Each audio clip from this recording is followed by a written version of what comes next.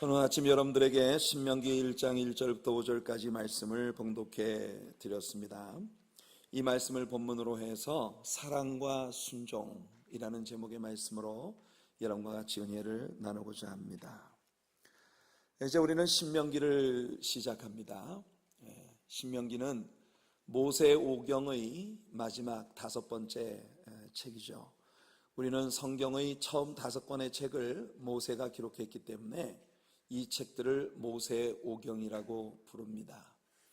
모세오경이라고 하는 말을 영어로 페네튜크라고 하는데 라틴어에 5을 이야기하는 펜트라고 하는 말과 튜크라고 하는 말은 두루마리, 스크롤이라는 의미를 가진 두 개의 단어가 합해서 되어진 말입니다. 5개의 두루마리, 한문으로 오축 이렇게 이야기하는 모세오경의 5권의 책이 있습니다. 그동안 우리 민수기까지 배웠는데요, 창세기에서 우리는 인류의 죄가 시작된 걸 배웠고 출애굽기에서 우리는 그 죄 문제를 해결하기 위하여 유월절 구속의 어린 양을 보내주신 하나님의 사랑을 배웠습니다. 그리고 레위기에 들어가서 우리는 구속받은 하나님의 자녀로서 예수 그리스도의 이름으로 하나님을 예배할 수 있는 그런 예배자의 은혜를 배웠고, 민수기에서 우리가 진정한 예배자라면 우리의 삶의 모든 국면들 속에 하나님과 교제하고 하나님과 동행하는 그런 삶의 증거가 따라야 한다는 것을 민수기를 통해서 배웠습니다. 아주 기막힌 메시지의 연결입니다. 죄의 시작, 죄의 구속, 구속받은 신자의 예배, 진정한 예배자의 삶. 그리고 이제 모세오경의 마지막 책인 이 신명기를 통해 우리는 정말 삶을 통해 하나님을 예배하는 자라고 하는 걸 증명하는 신자의 삶의 두드러진 특징은 사랑과 순종이다 하는 것을 우리가 배우게 되는 것입니다. 여러분, 그 신명기라고 하는 책의 제목을 사람들이 다소 오해를 가지고 있는 듯합니다. 한글 성경만 보시는 분은 신명기라고 하는 이 책의 제목의 신자가 틀림없이 하나님을 가리키는 하나님 신, 한문의 토시로는 귀신신 이렇게 이야기합니다만, 그 하나님을 일컫는 하나님의 계명을 말하는 신명기라고 많은 분들이 오해를 하고 있는 것 같아요. 그러나 여러분들이 PPT 화면에서 보시는 것처럼 신명기의 한문은 펼칠 신자로 되어 있습니다. 펼칠 신, 펼쳐준다. 우리가 오늘 읽은 본문 5절에 보면 모세가 요단강 저편에서 백성들에게 율법을 설명하기 시작했다라고 이야기하고 있어요. 설명한다, 그 말은 율법을 해석해 주기 시작했다. 바로 이것이 신명기라는 이 책의 제목이 가지고 있는 본질적인 의미입니다. 본래 히브리어 성경에서 이 책의 제목은 데바림입니다. 데바림. 히브리 문학의 특징은 모든 문학에 처음 사용되어진 단어가 그 책의 제목이 되는 것이다. 우리가 여러 차례 배웠습니다. 다바르라고 하는 명사가 이 신명기라고 하는 책에 첫 번 등장하는 명사예요. 그래서 이 다바르라고 하는 말은 말씀이라는 단어입니다. 1절에 보시면 이는 모세가 요단 저쪽 숲 맞은편의 아라바 광야, 곧 바란과 도벨과 라반과 하세롯과 디사합 사이에서 이스라엘 무리에게 선포한 말씀이니라. 그 말씀이라는 다바르라고 하는 명사가 신명기에 처음으로 등장하는 단어이기 때문에 히브리어 성경에서는 이 책의 제목이 다바르인데, 이 다바르라고 하는 단어의 복수 형태가 데바림입니다. 데바림, 말씀들. 그래서 히브리어 성경에서 이 책의 제목은 데바림이었는데, 나중에 70인역 헬라어 번역 성경에서 이 책의 제목을 듀테로노미온이라고 하는 그런 단어로 번역을 합니다. 듀테로라고 하는 말은 the second, 두 번째라는 뜻이고, 노미온이라고 하는 말은 the law, 율법이라는 말이에요. 그래서 신명기라고 하는 책의 제목은 literally the second law, 두 번째 율법이라는 의미를 가지고 있는 그런 단어인 것입니다. 이 70년 헬라어 번역 성경으로부터 라틴어 벌게이트 번역본이 이 듀테로노미온이라는 이 헬라어 단어를 그대로 사용을 했고, 그래서 영어 성경에서는 이 듀테로노미온이라고 하는 헬라어를 영어식으로 음력을 해서 듀테로노미 이런 제목으로 이 책을 부르는 것입니다. 우리말 성경의 신명기라고 하는 제목은 바로 이 듀테로노미 두 번째 율법이라고 하는 그런 개념의 단어를 우리식으로 의역을 가한 것이라고 말할 수 있겠습니다. 신명기는 모세가 하나님의 율법을 전체적으로 다시 한번 반복해서 설명하고 있는 책입니다. 하지만 우리가 기억할 일은 모세가 신명기에서 하나님의 율법을 단순히 한 번 더 반복하고 있는 것이 아니라는 겁니다. 하나님의 율법을 재해석해 줌으로써 이스라엘 백성들의 현실 생활에 이 말씀을 적용할 수 있는 방법을 가르쳐 준 것이 바로 신명기예요. 그래서 신명기를 공부하는 것은 단순히 율법을 한 번 더 반복해서 공부하는 것이 아니라 이 율법의 말씀들이 현실적으로 우리들의 삶에 어떻게 적용이 되어져야 하고 이 율법의 말씀이 현실적으로 우리들의 삶에 적용이 되어질 때에 이 말씀이 우리들에게 어떤 축복을 가져다 주는가 하는 것을 우리들에게 해석해 주는 아주 은혜로운 축복된 말씀입니다. 신명기의 내용은 한마디로 이야기해서 모세가 그의 백성들에게 행한 마지막 연설입니다. 당부의 말씀이라고 말할 수 있겠죠. 모세가 이 신명기를 선포한 때는 모세의 인생의 마지막 한 달 반 정도의 기간이 아닐까 그렇게 우리는 추론하고 있습니다. 당시 모세는 120세였습니다. 120세였다면 당연히 시력이나 청력이나 기억력이나 모든 것이 쇠퇴해야 될 텐데 이 신명기를 쓰고 있는 모세의 모습을 볼 때 그 인생을 맞춰가는 120세가 된 시점에도 시력이나 청력이나 그의 기억력이나 전혀 쇠퇴되지 않은 그런 모습을 우리가 볼 수 있어요. 참 아름다운 일이죠. 그렇게 맑은 영혼으로 끝까지 하나님께 쓰임받다 하나님 앞에 영광스러운 부르심으로 하나님께로 갈 수 있는 저와 여러분들의 생이 되기를 예수님 이름으로 축복해드립니다. 자, 신명기가 이스라엘 백성들에게 선포되어져야만 했던 이유를 우리가 생각해 보죠. 왜 신명기 두 번째 율법을 하나님 이스라엘 사람들에게 주셔야만 했는가? 신명기가 이 광야 생활 제2세대들에게 선포되어지는 이 시점은 그들에게 아주 독특한 그들 세대에 확연한 몇 가지 특징들이 있었던 시대입니다. 바로 이 신명기가 선포된 시대의 시대적 상황들을 우리가 한번 생각해 보죠. 무엇보다 첫째로 민수기 마지막 단원에서 우리가 배웠듯이 이들은 New Generation, 신세대입니다. 신세대. 여호수아와 갈렙을 제외한 9세대들은 이미 광야에서 다 죽었습니다. 그리고 지금 남아있는 이 신세대들은 그들의 조상들이 가데스바네아에서 약속의 땅에 들어가는데 실패했을 때에, 그러니까 제1차 인구조사에서 20세 미만으로 계수되지 못했던 사람들이거나 아니면 그 이후에 광야에서 새롭게 태어난 세대들인 것입니다. 인간의 특징은 기억력이 참으로 쇠약한 것이다 라고 생각합니다. 이 신세대들에게는 그들이 지켜야 할 하나님의 말씀이 무엇인지, 그리고 그 말씀에 순종하는 일이 얼마나 중요한지를 인식시켜줘야 할 필요가 있었던 것이요. 왜냐하면 하나님의 율법을 직접 받았던 세대는 이제 다 떠났기 때문입니다. 자기들이 말씀을 직접 받고도 금세 잊어버리는 쇠약한 기억력을 가지고 있는 인생들이 아버지 세대가 들은 말씀을 어깨너머로 들은 것을 그대로 기억하고 이해하고 준행한다는 건 거의 불가능에 가까운 일이다. 성도 여러분, 누가 뭐라고 하더라, 이것이 여러분들의 신앙생활의 유일한 근거가 되는 불행한 세대가 되지 않으시기를 바랍니다. 여러분들은 하나님께로부터 직접 하나님 말씀을 받는 세대가 되시기를 축복합니다. 세상 사람들에게 여러분들이 믿는 신앙에 대해서 이야기할 때에는 하나님이 내게 뭐라고 말씀하셨다라고 말할 수 있는 여러분들 되시길 축복합니다. 난 잘 모르지만 우리 목사가 그러대.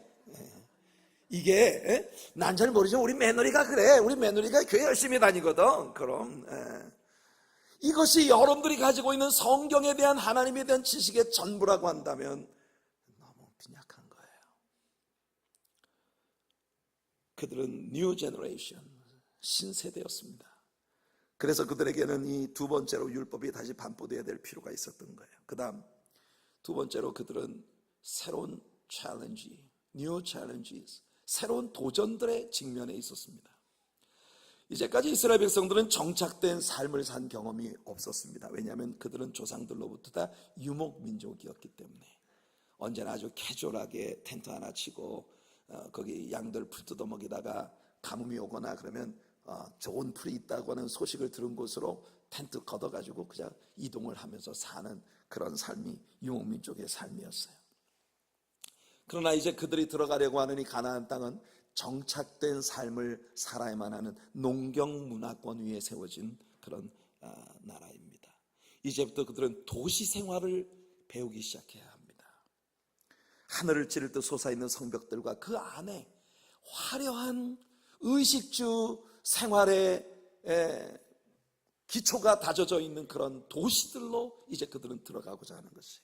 광야에서 언제나 하나님만 바라보면 되었던 그런 순수했던 세대로부터 이제는 도시 문명, 화려한 문명, 엔터테인먼트, 그리고 물질, 부, 이런 것들이 굉장히 하나님을 향한 그들의 순수한 열정을 디스트랙트 시키는, 굉장히 많은 혼란을 가져오는 그런 세대를 향해 그들은 가고 있는 것이에요. 이런 때에 그들에게 너희들은 누구냐? 하나님이 너희들의 하나님 되고 너희는 하나님의 백성이다 라고 하는 그들의 영적인 아이덴티티를 분명하게 해줘야 될 필요가 있었던 것이에요. 다가올 미래를 위한 가장 확실한 준비는 지난 과거를 완전하게 이해하는 데서부터 시작돼야 합니다. 이스라엘의 지난 과거 가운데 하나님이 그 민족을 어떻게 부르셨고 어떻게 그들을 인도해 오셨는지 하나님과 이스라엘 백성들과의 관계를 분명하게 설명해 주고, 너희는 가나안 땅에 살고 있는 저런 종족들과는 개념 자체가 다른, 너희는 하나님께서 특별히 선택하신 chosen people이야. 너희는 His own people이야.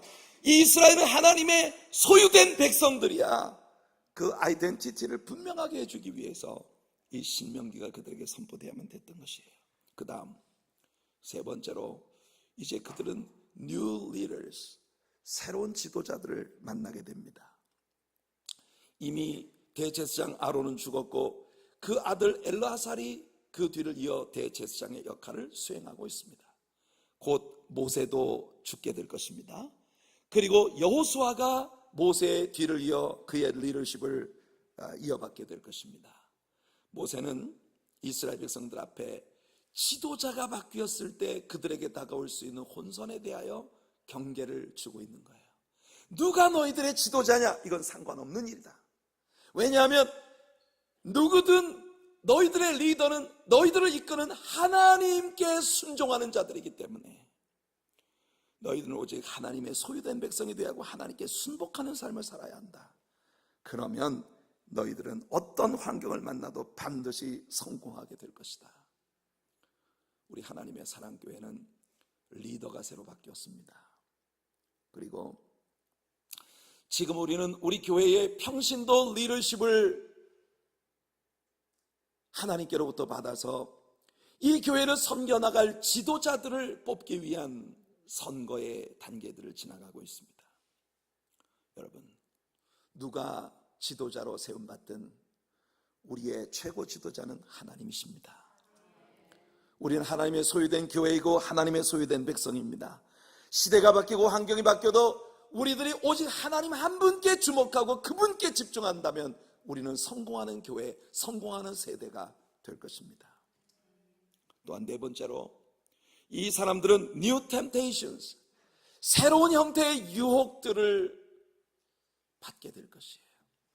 정착된 삶을 사는 백성들에게는 광야에서 나그네로 인생을 살던 그들의 지난 날들과는 차원이 다른 유혹들이 그들에게 부딪혀 오게 됩니다. pilgrimage. 히브리서 11장이 말하는 것처럼 갈 바를 알지 못하고 나그네와 같이 인생을 살았던 아브라함의 후손들인 이 이스라엘 백성들에게 광야에서 캐주얼하게 이를 데 없는 삶을 살았던 그것과는 달리 이제 정착된 문화가 있는 가나안 땅에 들어가 사는 그 삶은 완전히 다른 형태의 유혹들이 그들을 기다리고 있다는 겁니다. 신명기 1장 1절 우리가 읽어볼 때 저는요, 제가 사역하는 이 시대에 교회 안에 있는 많은 성도들이 신명기 1장 1절의 위치에 처해 있다고 생각을 하게 됩니다. 신명기 1장 1절을 보면 이는 모세가 요단 저쪽에서 이스라엘 무리에게 선포한 말씀이다 라고 이 신명기라는 책을 그렇게 규명하고 있습니다. 그들은 애굽에서 나왔습니다. 자그만 지 40년 전에. 약속의 땅, 젖과 꿀이 흐르는 땅을 향해 나간다는 그런 벅찬 기대를 가지고 애굽을 떠난 것이 무려 40년 전인데 여전히 그들은 요단 저쪽에 있습니다. 아직도 그들은 약속의 땅을 유업으로 차지하지 못했고 아직도 그들은 약속의 땅 안에 발을 들여놓지 못한 것입니다. 제가 볼 때 오늘날 교회 안에 있는 많은 신자들이 이 위치에 있습니다. 세상으로부터 죄악으로부터 구원은 받고 하나님의 자녀란 이름은 얻었는데 그런데 진짜 하나님의 자녀라면 정말 크리스천이라면 당연히 우리들의 삶에서 누려야 할 우리 하나님과의 깊이 있는 교제의 만족과 하나님의 진리의 말씀이 가져다주는 꿀과 송이꿀보다 더 단 우리를 전율케 하는 하나님의 은혜의 경험들에 들어가지 못하고 신앙생활은 여전히 짐스럽게 느껴지고 말씀 속에서 참된 환희와 기쁨을 맛보지 못하고 오직 이 세상적인 즐거움과 세상적인 재미를 찾아 헤매는 그런 삶에 길들여져 있으며 죄악에서 우리를 구원하시고 저 천국을 소유하게 하신 우리 하나님의 놀라운 능력과 그 사랑의 역사가 담긴 복음의 묘미를 맛보지 못한 채 아직도 진정한 하나님의 자녀들이 누려야 할 이 영적인 축복과 영적인 혜택들은 고프나 또는 TV 프로그램이나 엔터테인먼트 이 세상에서 누리고 즐길 수 있는 돈이 가져다주는 세상 영광이 가져다주는 그런 종류의 즐거움에 훨씬 못 미치는 그래서 날마다 소나기처럼 퍼부어주시는 하나님의 은혜에는 외면을 하고 세상 것을 찾아 헤매며 아직도 가득히 세상 것으로 체험받지 못했다는 불만족으로 늘 힘들게 갈등하고 고민하며 세상을 살고 있는 그런 크리스천들의 모습이 아직도 교회 안에 너무나 많이 보이고 있다는 거죠. 오늘 우리 문장로님 대표 기도를 하시는 것을 들으면서 저는 깜짝 놀랐습니다. 왜냐하면 오늘 제가 이 말씀을 준비하면서 마음속에 가지고 있었던 정말 큰 무게가 그것이었어요. 예수님은 우리에게 하나님의 나라에서 큰 자가 되기 위해서는 이 땅에서 섬기는 자가 되라고 말씀하시는데 십자가를 지시기 위하여 예루살렘을 향해 나아가시는 예수님의 뒤를 쫓아가며 제자들이 서로 너는 우편에 나는 좌편에 누가 더 높은 곳에 앉을까? 하나님의 나라에서 누가 더 높은 자가 됩니까? 여전히 세상에서 대장 노릇하고 세상에서 영광 누리고 세상에서 섬기는 자보다는 남을 이끄는 자가 되기를 원하며 나누는 것보다는 움켜쥐는 쪽을 원하며 사랑하기보다는 내 마음속에 있는 그 얄팍한 자존심과 여러 가지 인간적인 그 생각을 가지고 누군가를 미워하고 이런 그 응집된 미움과 분노와 아픔들이 상처투성이로 남아있는 삶을 여전히 살고 있는 그런 신자들의 모습이 교회 안에 너무나 많기 때문에 사랑하는 성도 여러분, 이제 그만하면 됐습니다. 이젠 요단강을 건너갑시다. 이만하면 족하지 않습니까? 애굽에서 나온 지 무려 40년이 지났는데 아직도 요단 저편에서 망설이고 있는 사람들을 향하여 하나님은 이 신명기의 메시지를 선포하시는 것입니다. 그래서 신명기 안에는 이 책 전반에 흐르는 단호한 결단의 촉구가 있습니다. 오늘날 선택해라. 나를 섬길 것인지 저 가나안 사람들이 믿는 우상을 선택할 것인지 내 말씀에 순종할 것인지 네 멋대로 살 것인지 이제는 결정하라는 것이 신명기의 전반에 흐르는 메시지인 것입니다.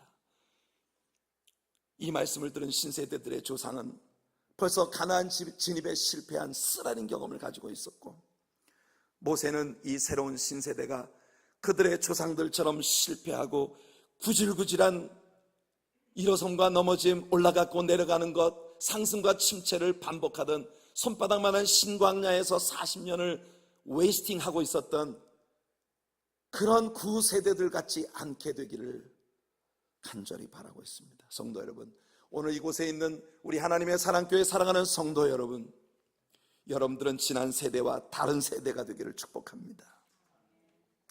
오늘 본문 2절과 3절을 보니 심각한 이야기가 나옵니다. 호렙산에서 세일산을 지나 가데스바네아까지 10하루길이었더라. 40째 해 11째 달 그 달 첫째 날에 모세가 이스라엘 자손에게 여호와께서 그들을 위하여 자기에게 주신 명령을 다 알렸다고 되어 있는데요, 40째 해 40년째 11월 달에 모세가 하나님 말씀을, 이 신명기를 다시 이 신세대들에게 모압 평야에서 전하고 있다는 것입니다. 뭐라고 말합니까? 여러분, 호렙산으로부터 가데스바네아까지 10하루길이라고 말합니다. 10하루면 갈 수 있는 길을 믿음으로 살지 못했기 때문에, 10하루 만에 가나안 입구까지 갔는데 믿음으로 행하지 않은 것 때문에 그들이 다 죽을 때까지 광야에서 40년을 헤매야 됐던 것이에요. 이것이 그들 앞에 있었던 세대의 모습이었던 것입니다. 10하루면 갈 수 있는 길, 거리상으로 약 200km밖에 되지 않는 이 길을 날수로 10하루면 건강한 사람이 보행으로 갈 수 있는 그 길을 40년 하고도 11개월이 지나도록 그들은 아직 들어가지 못했다는 것입니다. 이 장소가 왜 이렇게 강조되어야 하는지 아시겠습니까, 여러분? 지금 여러분들은 어디에서 계신가요?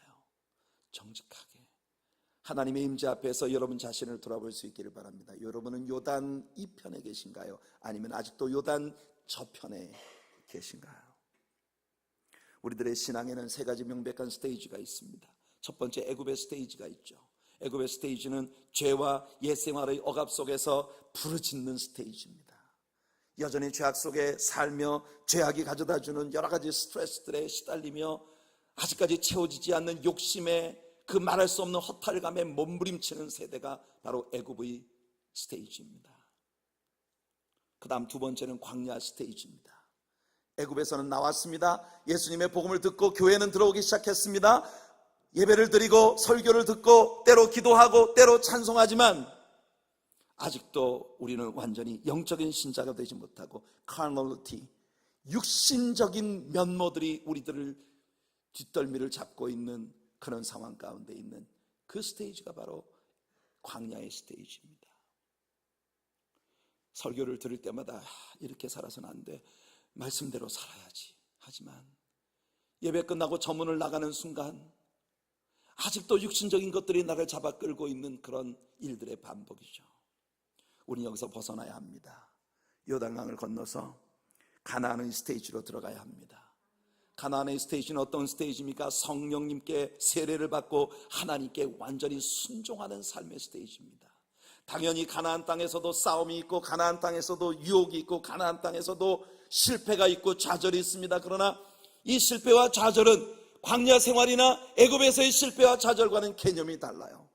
이제는 우리에게 무엇이 다가오든지 다가오는 시험이 도리어 진보의 이유가 되고 다가오는 환난이 도리어 성령 안에서의 영광의 이유가 되고 우리에게 다가오는 장벽들이 도리어 나를 한 단계 상승시켜주는 계단이 될 수밖에 없는, 우겨쌈을 당하여도 쌓이지 아니하고 거꾸로 뜸을 당하여도 망하지 아니하는, 정말 실패란 있을 수 없는, 한 번 실패한 것 같아도 그것을 딛고 더 높은 곳으로 나아갈 수 있는 그런 영적인 스테이지가 바로 가나안의 스테이지인 것입니다. 오늘 이 시간 예배하는 저와 여러분들이 이 세 번째 스테이지로 나아갈 수 있는 축복이 있기를 소원합니다. 지난 수요일 저녁 민수기 성경 여행의 마지막 시간을 함께 하면서 제가 이야기해 드렸습니다마는 한국의 유명한 박영선 목사님이라는 분이 계시는데 그 박영선 목사님이 쓰신 책을 보니까 그런 말씀을 하셨더라고요. 한국에 있는 너무나 많은 신자들이 6학년 12반이다. 6학년 12반이라고 하는 건 학생이 많아서 클래스가 12개라 6학년 12반이라는 게 아니라 6학년을 12년째 다니고 있어서 6학년 12반이래요. 6학년을 왜 12년째 다니고 있습니까? 6학년을 졸업하면 중학교 들어가야 되는데 중학교 들어가면 초등학생 때처럼 자유분방하게 살 수가 없어요. 많은 시간 공부를 해야 하고 굉장히 어려운 티오리를 배워야 하고 그리고 엄격한 규율에 맞춘 삶을 살아야 한다는 것이죠. 그런데 초등학교 때는 맨날 나가서 놀고 딱지치기 하고 구슬치기 하고 고무줄 놀이하고 너무 좋았단 말이에요. 중학교 들어가면 중학생답게 살아야 되는데 그건 조금 무게가 느껴지는 거예요. 그래서 많은 신자들이 6학년을 12년째 다니고 있답니다. 교과서만 척 펼쳐놓으면 선생님이 무슨 말을 할지 다 알고 있어요. 어떤 숙제를 낼 것인지 어떤 시험을 볼 것인지 알기는 뚫어지게 잘 아는데 그 다음 성장이 없다는 거죠. 6학년 12반에서 반장 노릇이나 잘 해먹지 뭐. 성도 여러분, 이제 그만 중학교로 들어갑시다. 이제 그만 고등학교로 들어갑시다. 이제 그만 대학교로 들어갑시다. 우리 좀 더 하나님 말씀이 우리에게 약속하고 있는 더 높은 차원의 영적 성숙을 향해 나아갈 수 있는 우리들이 되기를 소원합니다. 그래서 이런 이유들 때문에 신명기가 주어졌고 당연히 그런 이유들 때문에 신명기 안에는 우리가 주목해야 할 명확한 새로운 메시지들이 담겨 있었던 것이에요. 신명기의 메시지들은 이스라엘이 광야에서 만난 모든 일들이 영적으로 어떤 의미를 갖는지를 해석해 주고 있습니다. 이제까지 우리가 공부했던 창세기, 출애굽기, 레위기, 민수기는 역사적인 사건들을 그대로 서술한 책입니다. 하나님이 누구를 부르셨고 누구에게 말씀하셨고 그가 어떻게 반응했으며 그 반응의 결과 그들의 삶에 어떤 일이 다가왔는가.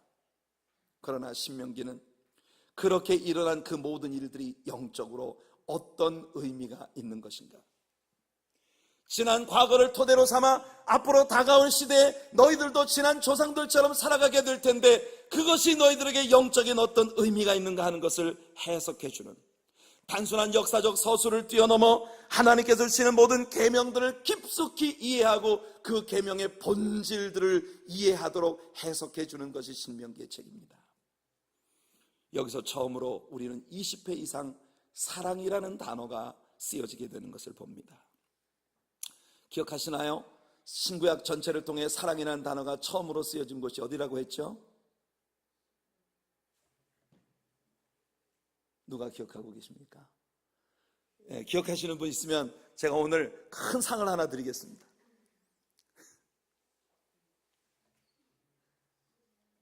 예? 어디요? 네?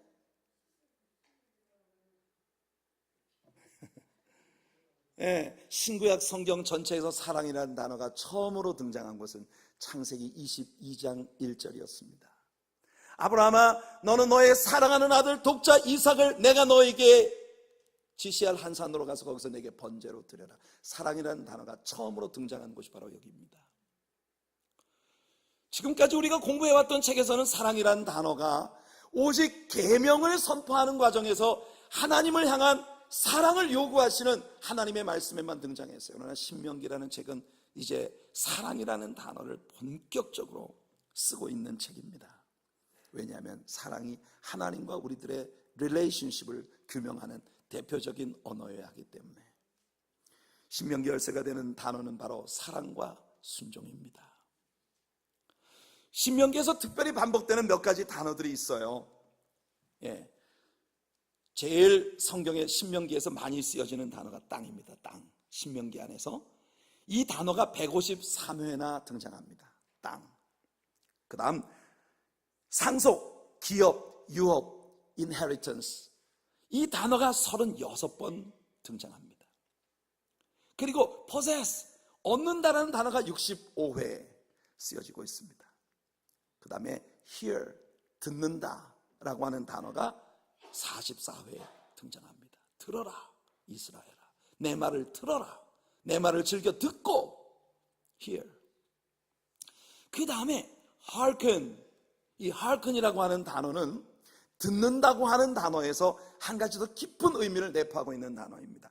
청종한다, 하나님이 하라는 대로 잘 듣고 행하는 것, 이게 hearken입니다. hearken, 청종한다. 영어에서 듣는다는 말이 몇 가지가 있어요. listen, listening은 그냥 듣는 거예요. 잘 듣는 거예요. 근데 hear이라고 하면 듣는 것을 생각해가면서 듣는 겁니다. hearing. 그런데 hearkening, 이 단어는 말하는 대로 듣고 듣는 대로 순종하는 거예요. 우리가 보통 엄마들이 애들 보고 그러잖아. 왜 이렇게 엄마 말을 안 들어? 할 때 그 듣는다는 말은 히어링이 아니라 hearkening이에요. 왜 나한테 시키는 대로 안 해? 그 다음, 그러니까 신명기 안에서 듣는다, 주의 깊게 하나님 말씀을 듣는다는 말은 듣다와 청종하다를 합해 71회나 사용되고 있습니다. 그 다음, 마음. 신명기에는 마음이라는 단어가 많이 나옵니다. 46차례 나옵니다. 마음을 다하여, 마음을 다하여, 마음, heart가 있어야 돼요.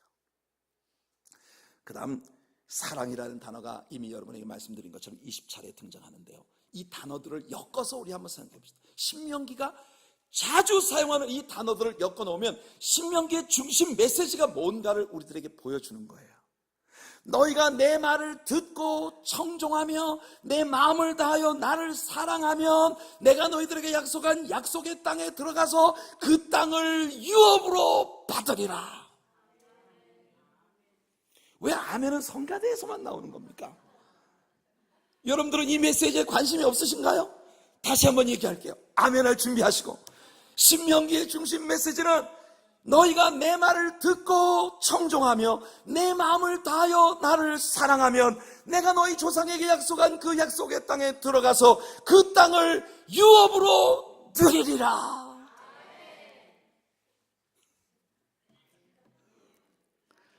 이것이 신명기의 메시지예요. 신명기에서 강조되는 또 하나의 메시지는 마음이라고 했습니다. 마음. 여러분, 마음이라는 단어가 46차례 쓰여졌다고 했는데 하나님의 말씀은 우리의 마음에 새겨져야 합니다. 신명기 5장 29절, 다만 그들이 항상 이 같은 마음을 품어 나를 경외하며 내 모든 명령을 지켜서 그들과 그 자손이 영원히 복받기를 원하노라. 신명기 6장 6절에 오늘 내가 네게 명하는 이 말씀을 너는 마음에 새겨라. 여러분, 인간의 마음은 굉장히 중요합니다. 죄는 언제나 마음에서부터 시작돼요. 신명기 8장 11절로 20절에 보면 하나님은 여호와 하나님을 잊지 말라고 가르칩니다. 잊지 않도록 삼가라. 약속의 땅에 들어갔을 때 하나님의 축복으로 너희가 배부를 때에 너희가 배부르고 잘된 것이다, 니들 잘났기 때문인 줄로 착각하지 말아라. 너희들의 마음이 변질되면 안 된다. 너희들의 삶에 좋은 환경 다가왔을 때 변질되지 말고 광야에서 불뱀과 전갈이 우글거리는 그 위험천만한 곳에서 너희들을 지켜주고 반석의 물을 내 마시며 하늘의 만나를 내려 먹이고 메추라기들로 너희를 먹이고 눕뱀으로 너희들을 구원하고 언제나 너희를 치료하며 보호하며 여기까지 온 너희들의 하나님을 잊지 말아라. 마음이 변하면 안 된다는 것이에요. 마음을 지키시기를 축복합니다. 이스라엘 백성들에게 너희 마음이 변질되어 나를 버리고 우상 숭배에 빠지면 저주가 임하게 될 것이라고 하나님 말씀하십니다. 그래서 마음으로부터 진심으로 주님을 사랑하는 것이 중요해요. 신앙생활을 하다 보면 어떤 때 마음이 삐딱해지는 때가 있습니다. 우리들 모두에게 있어요. 모두에게. 어떤 사람을 사랑할 때도 그래요. 왠지 사랑에 깊이 빠져들다가 별것도 아닌 일에 마음이 상하기 시작하면 왠지 마음이 삐딱해지기 시작해요. 그런 무슨 말을 해도 그게 사랑으로 들리지가 않고 아주 sarcastic한, 굉장히 냉소적이고 비평적인 그런 시각으로 모든 것을 보게 되죠. 그래서 사람을 사랑하는 것은요, 굉장한 에너지가 필요한 일입니다. 신앙도 마찬가지예요. 신앙생활이 언제나 평화롭고 은혜롭고 축복만 가득하면 얼마나 좋겠습니까? 그렇지만 신앙생활 해나가다 보면 이런저런 일로 마음이 상하고 마음이 삐딱해지기 시작하면 그때부터는 설교를 들어도 귀에 안 들어오고 찬양을 해도 마음 없는 찬양. 제가 오늘 여러분들과 같이 찬양을 하면서 저는 막 혼자서 길길이 뛰고 찬양하는데 여러분들은 보니까 슬픈 마음 있는 사람, 마음이 전혀 담겨있지 않은 노래를 부르시는 것 같은 분들이 너무 많더라고요. 저는 결혼식이 있을 때마다 생각합니다. 이제 우리 좀 있으면 또 결혼식에 가게 될 텐데, 결혼식에 가면은 여러분들이요, 그렇게 신바람이 많은 민족이라는 걸 나는 거기 가서 비로소 발견합니다. 하나님을 찬양할 때는 마음 없는 영혼들처럼 노래를 부르는데 결혼식장에만 가면 춤추고 노래하고, 왜 하나님 앞에서 그렇게 못하는지.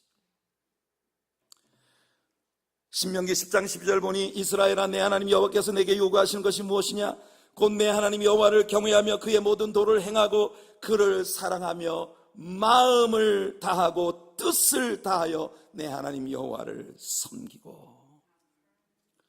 그러니까 모세는 이스라엘 백성들에게 마음을 바르게 하면 하나님의 축복이 올 것이라고 명확히 가르치고 있는 것입니다. 하나님의 약속을 소유하고 그 유업을 즐기려면 마음을 지켜야 한다. 그래서 솔로몬도 무릇 지킬 만한 것보다 더욱 네 마음을 지켜라. 생명의 근원이 이에서 남이니라. 마음을 지키십시오. 신명기의 또 다른 가장 중요한 메시지는 이 책이 하나님의 말씀이라는 것이죠. 오늘 본문 3절에 보니까 여호와께서 그들을 위하여 자기에게 주신 명령을 모세가 다 알렸다고 말하고 있습니다. 모세는 자기 뜻대로 말하는 사람이 아니었습니다. 우리는 출애굽기와 민수기를 배우면서 모세와 아론의 주특기가 하나님 앞에 엎드리는 것이었다는 걸 배웠어요. 백성들이 와서 원망하고 불평하고 돌을 들어서 그들을 치고 멱살을 잡으면 아무 소리 없이 그들은 하나님 앞에 엎드렸습니다. 그리고 하나님 말씀을 받은 후에야 일어나서 말했습니다. 우리들 모두가 신앙생활을 그렇게 살아가는 우리가 되기를 축복합니다. 아모스 3장 8절에 사자가 부르짖은 즉 누가 두려워하지 아니하겠느냐? 주 여호와께서 말씀하신 즉 누가 예언하지 아니하겠느냐? 하나님께로부터 받은 바 말씀이 있어야 우리가 신자로서의 삶을 살아가게 되는 것이에요. 고린도후서 4장 13절에 바울이 말합니다. 기록된 바 내가 믿었음으로 말하였다는 것 같이 우리가 같은 믿음의 마음을 가졌으니 우리도 믿었음으로 또한 말하노라. 우리에게 믿음이 있다면 그 믿음은 우리의 언어를 통해 나타나게 될 것입니다. 이웃들에게, 친구들에게, 믿지 않는 가족들에게 우린 열심히 하나님 말씀을 받아서 전해야 합니다. 이것이 모세가 신명기를 통해 그들에게 주는 메시지입니다. 마지막으로 신명기의 메시지는 중요한 승리가 있은 후에 선포된 메시지입니다. 4절에 보니까 그때는 모세가 헤스본에 거주하는 아모리 왕 시혼을 쳐 죽이고 에드레이에서 아스타롯에 거주하는 바산 왕 옥을 쳐 죽인 후라. 그래서 신명기에 말씀드는 말입니다. 하나님이 함께 하시고 친히 그 손가락으로 이스라엘 백성들을 갈 길과 할 일을 가르쳐 보이시는 하나님의 역사를 전제하고 있는 말씀입니다. 모세는 한 번도 만일 하나님께서 너희들에게 승리를 주시면, 만일 하나님께서 너희들에게 축복을 주시면 이렇게 말하지 않습니다. 모세는 이미 수많은 전쟁을 치러본 사람입니다.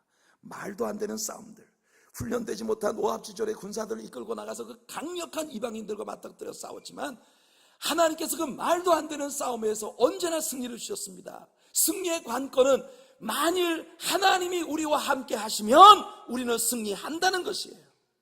만일 우리가 하나님께 순종하면 승리한다는 것이에요.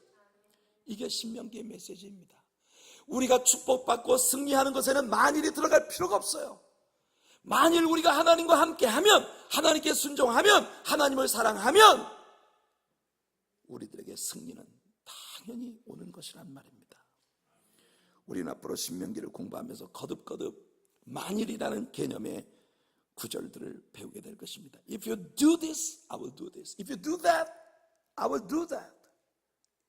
이게 신명기의 메시지의 패런이에요. 신명기 안에는 이런 말씀이 계속 반복됩니다. 내가 나를 사랑하면, 내 말을 듣고 순종하면 네가 나의 백성으로 스테이하는 한 내가 책임져 주겠다. 이게 신명기 말씀입니다.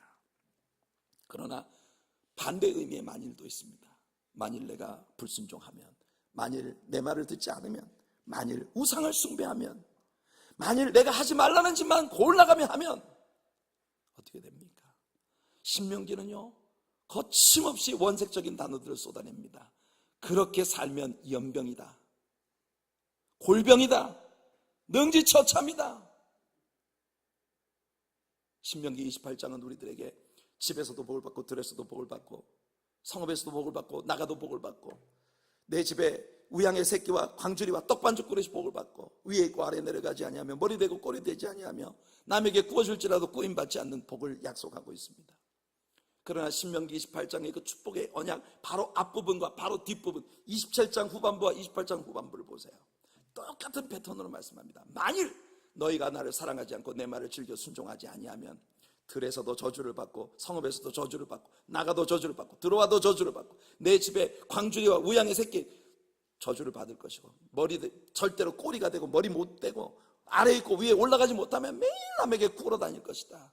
그리고 낮에 살같이 흐르는 저 이방인들에게 있는 극한 연병이 너희들에게 퍼지게 될 것이다. 이게 성경이 문자 그대로 우리들에게 얘기해 주고 있는 겁니다. 만일 바울 사도는 이 단어를 아주 명쾌하게 우리에게 선포합니다. If God be for us, who can be against us? 만일 하나님이 우리를 위하시면 누가 우리를 대적하리요? 만일 하나님이 내 편에 계시다면 누가 우리를 저주할 수 있겠습니까?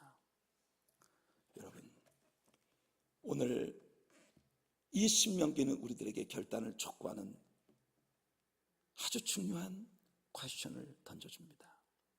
빌라도가 예수님을 신문하고 난 다음 이러지도 저러지도 못할 딜레마에 빠져 유대인들 앞에 나와 예수님을 가리키며 이렇게 말합니다.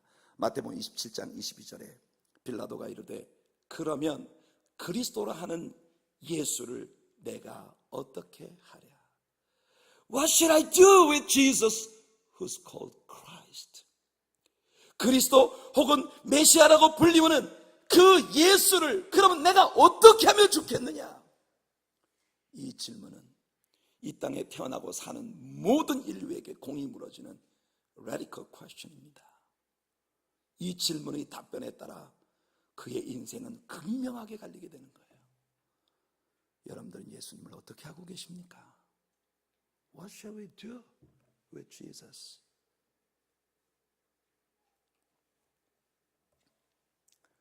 신명기를 공부해 나가면서 모세가 던져주고 있는 이 전제, 하나님을 사랑하고 그의 말씀을 즐거워하고 그를 순종하여 하나님의 언약들을 이 땅에서 풍성히 누리는, 육신적인 것만 아니라 영적인 깊은 성숙의 은혜를 누리는 저와 여러분 모두가 되기를 예수님 이름으로 축원해 드립니다.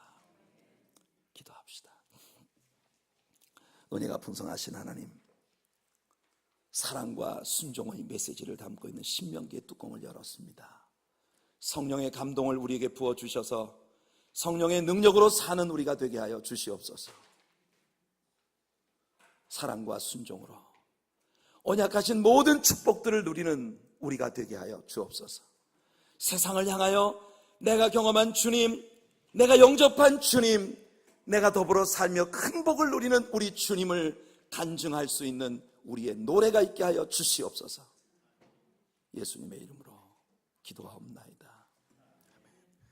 우리 정성껏 준비하신 11조와 헌물들로 하나님을 예배하면서 주보의 11페이지에 나와 있는 말씀 찬양을 우리 같이 한번 부르겠습니다. 이 찬양은 제가 만든 노래인데 여러분 처음 여러분들이 접하시겠지만 별로 유명하진 않은 곡입니다. 오늘 메시지하고 너무 부합이 되어서 제가 오늘 이 곡을 선택을 했는데 여러분 찬송가에서 이것은 나의 간증이요 이것은 나의 찬송일세, 그 찬송의 일종의 베리에이션이에요. 그래서 멜로디가 굉장히 처음 듣는 것 같지 않고 익숙할 겁니다. 여러분들 한번 부르시면 금방 하실 수 있을 거라고 생각해요. 같이 찬양하면서 우리 준비하신 11조 헌물들로 하나님을 예배합시다.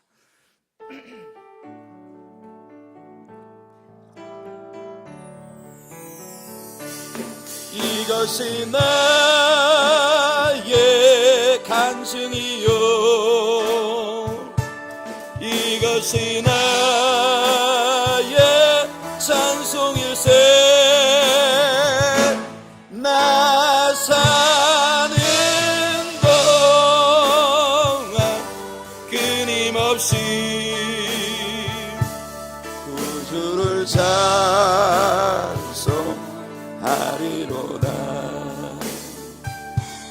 주님을 내가 알기 전 어두운 세상 길에서 갈 길을 몰라 헤매며 끝없이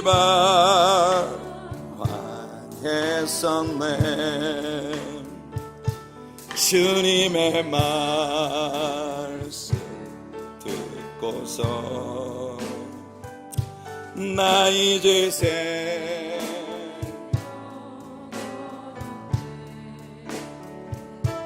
주님의 은혜 받아서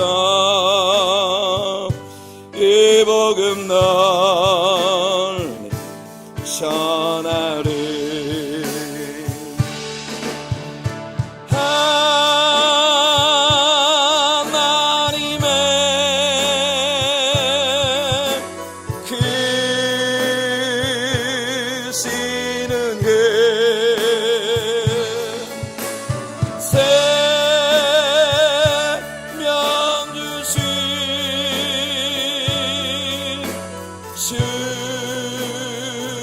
주님 사랑 나 주 안에 주 내 안에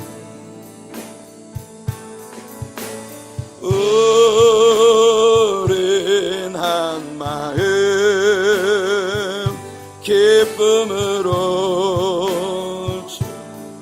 주님을 내가 알기 전 우리 한 번만 더 할게요.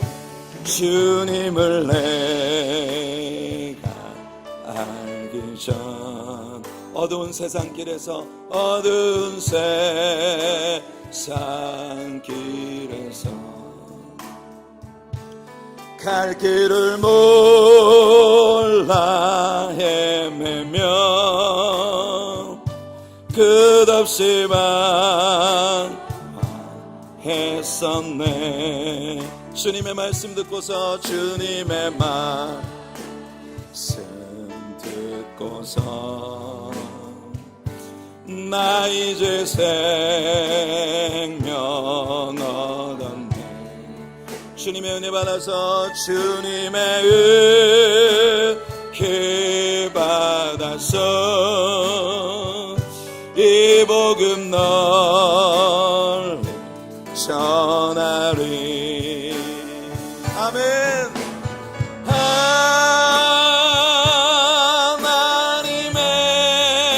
하나님의 크시는 예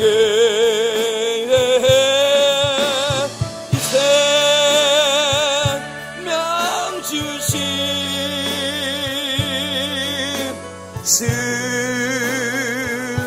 주님 사랑 나 주 안에 주 내 안에